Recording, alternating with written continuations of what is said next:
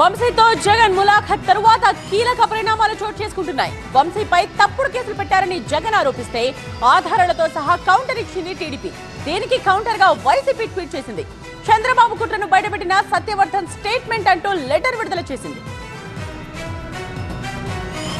Kidnap కేసుతో పాటు TDP ఆఫీస్పై దాడి ఆరోపణలు ఎదుర్కొంటూ జైల్లో ఉన్న వల్లభనేని వంశీని జగన్ పరామర్శించారు. కక్ష సాధింపులో భాగంగా వంశీపై తప్పుడు కేసులు పెడుతున్నారని ఆరోపించారు. సత్యవర్ధన్తో వంశీకి సంబంధం లేకపోయినప్పటికీ కిడ్నాప్ చేశారంటూ తప్పుడు కేసులు పెట్టారనేది జగన్ వాదన. ఈ వ్యక్తి సత్యవర్ధన్ అనే వ్యక్తిని కిడ్నాప్ చేసుకొని పోయారట. అది ఎవడో చూశాడట. ఆ మనిషి దగ్గర 20,000 రూపాయలు, సత్యవర్ధన్ అనే వ్యక్తి దగ్గర 20,000 డబ్బు ఉంటే ఆ డబ్బును కూడా లాక్కున్నారంట. లాక్కొని కిడ్నాప్ చేసుకొని పోయారట అని తప్పుడు కేసు. కనీసం సత్యవర్ధన్ అనే వ్యక్తితో మాట్లాడను కూడా మాట్లాడకుండా ఫిబ్రవరి 13వ తారీఖున పొద్దున్నే వంశీని అరెస్ట్ చేశారు. సీన్ కట్ చేస్తే సాయంత్రానికి ఆధారాలతో సహా మీడియా ముందుకొచ్చారు టీడీపీ నేతలు.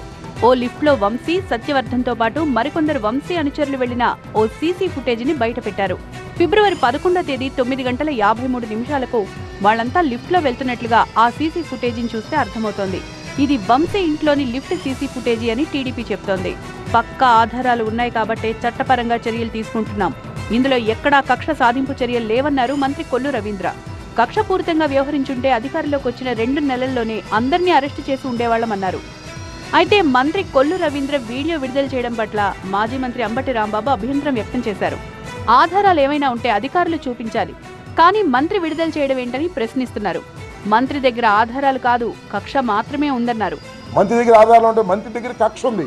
ఇదే తప్పు చేస్తాం తెలుగుదేశం ప్రభుత్వం. నేను మనవి చేస్తున్నా. ఆయన నన్ను అరెస్ట్ చేస్తా అంట, వెల్లంపల్లి శ్రీనివాసన్ అరెస్ట్ చేస్తా అంట. ఆయన ఎవరండి అరెస్ట్ చేయడానికి? నాకు అర్థం కాలేదు. ఆయన ఏమన్నా పోలీస్ ఆఫీసరా? మంత్రి ఏంటి సాక్ష్యాలు రిలీజ్ చేయటం ఏంటి? ఎస్పీని రిలీజ్ చేయమనండి, లేదా డిఐజీని రిలీజ్ చేయమనండి. ఇవన్నీ అడ్డగోలుగా వ్యవహారాలు జరుగుతున్నాయి. అర్థం కావట్లేదు. మంత్రులు రిలీజ్ చేయటువంటి సాక్ష్యాధారాలు. వంశీ అరెస్టు విషయంలో కూటమి ప్రభుత్వం తీరును వైసీపీ తప్పుపడుతోంది. కూటమి నేతలు సైతం గట్టిగా కౌంటర్లు ఇస్తున్నారు.